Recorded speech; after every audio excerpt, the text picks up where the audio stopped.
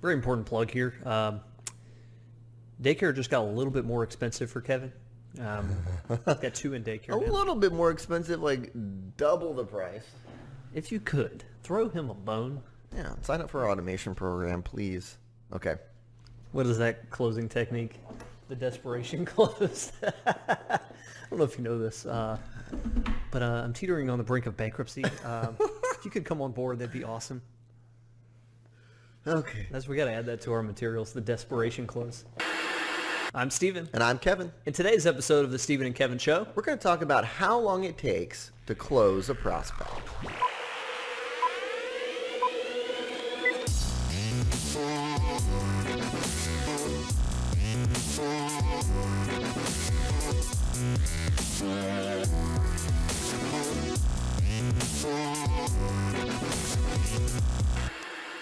welcome back, everybody. Episode number 68 of the Steven and Kevin Show.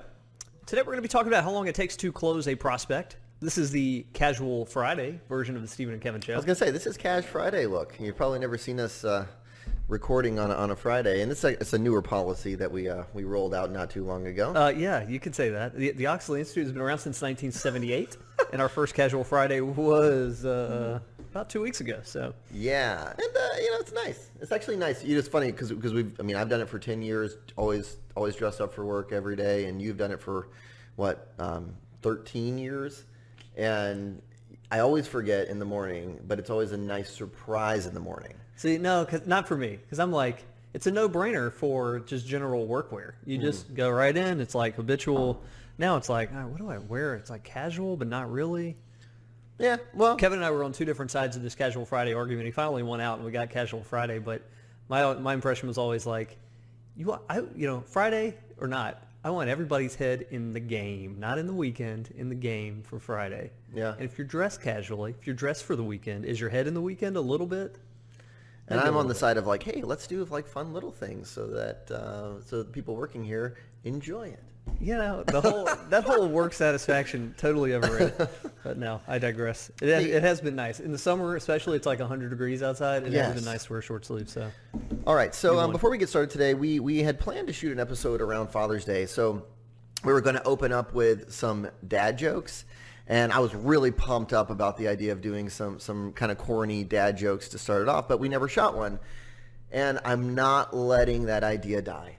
I told Steven I really want to do some dad jokes this morning. You're like that person in conversation who you're like, hey, there was really something funny I had to say to interject a while back. I didn't get it out. Can I get it out now? Yeah. And I said, Steven, well, you have dad jokes prepared too. And he's like, I don't have any dad jokes. So I was like, well, let me at least tell my dad jokes. All right. Let's hear them. Drum roll, please. Now, first off, you have not heard me in the office talking about my dad jokes to anyone else, right? For the record, no, I've not heard these dad jokes. So my reactions to these will be what they are. So I did go around the office and I tested out some of these dad jokes on some employees. And these are some of the best ones. Are you ready? All right. First one here is, well, do you want to hear a joke about a piece of paper? Sure. Never mind. It's terrible. Was that the joke? Yes, it was great. It's terrible. You get it? It's a piece of paper. Terrible. Oh, got it. I'm like, okay, whoa. okay. All right. Good one. Here's another one. What is Beethoven's favorite fruit? I don't know. Banana. That's pretty good. Na-na-na-na. That's pretty good. That's pretty good. That was a winner. And here's the final one that was a winner when I tested it out amongst coworkers here was, what does an angry pepper do? An angry pepper. I don't know. It gets jalapeno face. Oh, I got a good That's laugh. pretty good. That was a good laugh. All right, that's Cool. good. The first one, I didn't get the first one, but First the other one, two. I love the jalapeno face one. That one's just gold. Oh, All right. man. Classics. Thank you, Kevin, for bringing some levity to this Friday. You are welcome. Well, hey, getting down to business here, short sleeves and jokes aside, today's topic, we're going to be talking about how long should it take to close a prospect? And why, Kevin, might you say something like this is important? Well, if you understand how the affluent, go about selecting an advisor throughout that sales process, well, then you can customize your entire pipeline management process for the averages, right? So that you know that you're in general, you're going to be covering your bases there. So like if I'm, for example, let's say that I decide my process is 4 or 5 or 3 or 4 meetings, and I'm finding out that it's actually different. A lot of the affluent will select you within 2 meetings. Maybe I need to adjust things a little bit. I think sometimes we can get too stagnant in the way that we go about our sales process. And when you know the numbers, well, you should probably make some adjustments. Yeah. So one of the first questions we asked was, how many other advisors did you consider before engaging your financial advisor? Now, you might think that the affluent are doing a lot of due diligence here, but when you take a look at our research, it says the opposite. Well, it shows you that they pretty much had somebody in mind when they engaged this advisor. The number one answer on this one was that they didn't consider any other advisors. 39% of these respondents said, I had that advisor in mind and I chose them and we went forward. Yeah, exactly. 23.9%, so 24% said one other advisor, and then 22% said 2, and then it just falls off the map from there. So this isn't a search where they say, I'm going to line up all of the best financial advisors in town. I'm going to interview them all. We're going to go through the basic, dog and pony show here. Yeah.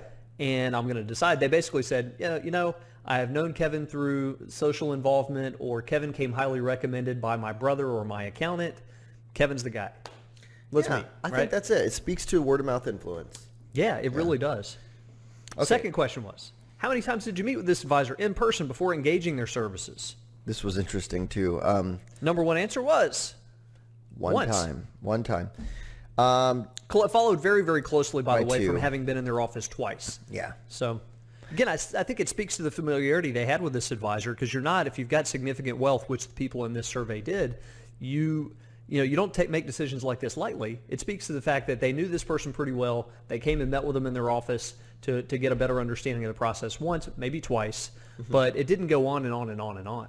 That's right. To me, it speaks, if you're thinking about it from a practical application standpoint as an advisor, you need to be flexible with your process.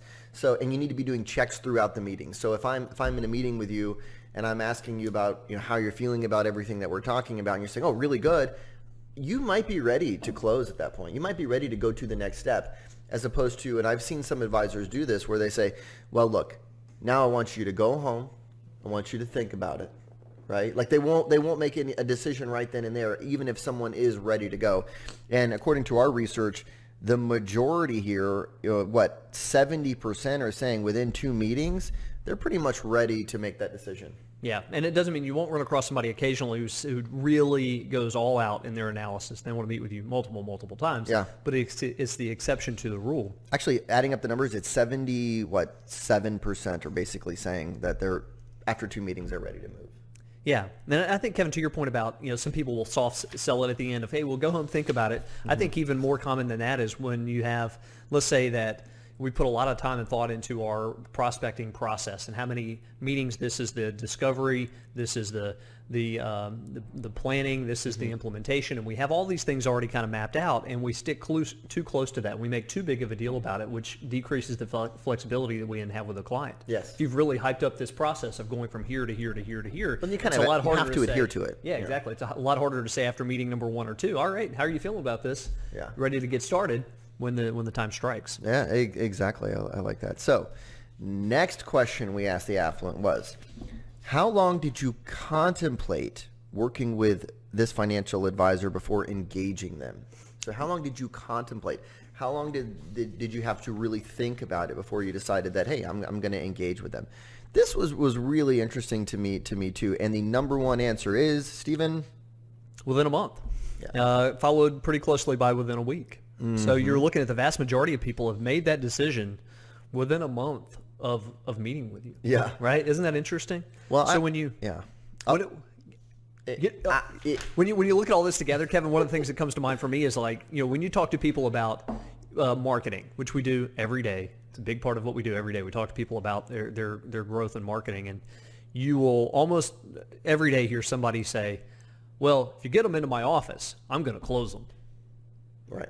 And this data says, well, duh. Well, it kind of does, right? Yeah. I mean, it's, because in general, you're not going up against a bunch of other advisors, right? They make a decision actually pretty darn quickly. Yeah, they've decided a lot of this before ever coming into your office, is what I gather.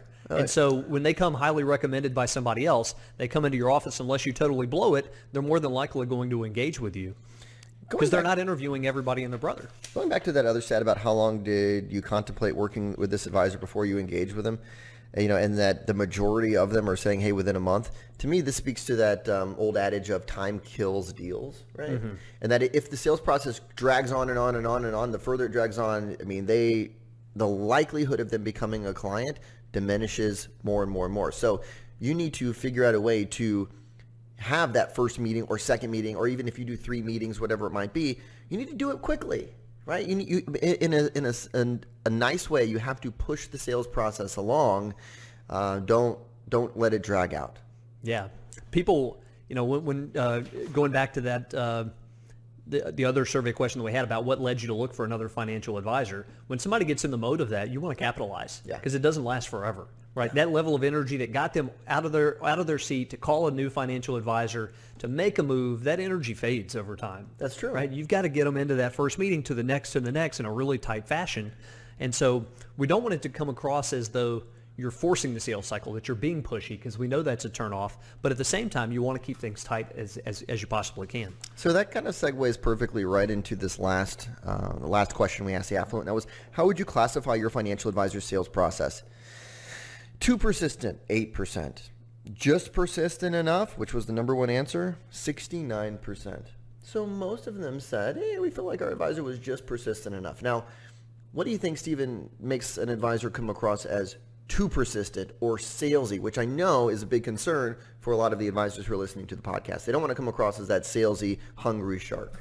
Yeah, it's been a few years since we've asked this question to the affluent, which was basically what in your mind constitutes being salesy or too pushy. And what you find is that it's stuff that most of us avoid pretty naturally, which is over-aggressive follow-up, calling and emailing and texting too many times, not taking no for an answer. Stuff that most of us like trying to overcome objections. Yes. Right. What exactly do you need to think about? Right? Yeah, it's that kind of stuff. Exactly. And just badgering people, which is it's not most of who you all are. Now, one of the things to take note of in that research question, how would you classify your financial advisor sales process? They are talking about their existing financial advisor. This is somebody that they thought highly enough to select. That's true. And so that's a good point. It's not saying overall that every advisor is just persistent enough. It's saying the ones that I selected was. Yeah, the one I actually selected. So they actually thought highly of them. They like them. And they said they're just persistent enough. Yeah. Well, 21.6% said this advisor was not persistent. Basically, I'm tracking you down to do business with you. Right. Right. That's interesting. Yeah, it is. It's fixable. Well, it's interesting. I think it all relates, and it speaks to just word of mouth, and and that if you come in from some sort of recommendation, the whole process is way quicker. Well, yeah, exactly right. Think about it this way. I mean, most of these people, we didn't get into this data in today's podcast, but most of these people found their advisor by way of personal introduction from somebody they know, like their friend or their family member or their accountant or their attorney, or perhaps they knew them socially through community involvement. Mm-hmm. It's a whole different ballgame. If you were to analyze the smaller subset of the audience that found their advisor through colder techniques, cold calling, seminars, those types of things, the data points would look a lot different here. It would take longer. There would be more meetings. There would be more proof needed. It changes the dynamic here. One of many reasons why we feel strongly that warm prospecting, relationship-based prospecting, is more effective. Mm-hmm. And I don't know. I think a lot of this stuff is interesting, Kevin, as it shapes how long should it take you to get people through that pipeline, and when do you pull the plug on having somebody who's lingered in that pipeline for months and years? Get them out of there. Move them on. Move them into, and if you've been listening to some of our other podcasts, you'd probably move them into what we would call a periodic list, which is you're going to just touch base with them every now and then. Right? Yeah. One of the things that we like most in our coaching is the ability to go through situationally. What do you do with a certain prospect? So today's lesson is something that we apply in a very practical fashion in our coaching. If you haven't considered the coaching, do. It's highly effective. It's been around a long time and still growing rapidly for a reason. Because it works. It helps you think more about your marketing and your practice management, and even more important than that, it helps you take action. Well, think about this concept for a second. You're talking to a coach who spends their entire day talking to other financial advisors who are dealing with different sales scenarios, just like ones you're dealing with, and over time they learn really what works and what doesn't. And it's really helpful to say, I'm working on this prospect. She does this for a living. Here's how I know her. Here's the interactions we've had so far. where do I go next? Yeah, what's our game plan? And it's not like the coach always has the perfect answer, but by talking through that and with their expertise in this area, you end up with a better game plan. Oh, without a doubt. So anyway, fill out our consult form if you haven't done it yet. We'd love to have a call with you and talk more about the program. Thanks for joining, everybody, for episode number 68. We'll Thanks, be back everyone. soon. Let me ask you this. Are these dad jokes from one of the first 2 or 3 Google search results for dad jokes? Perhaps.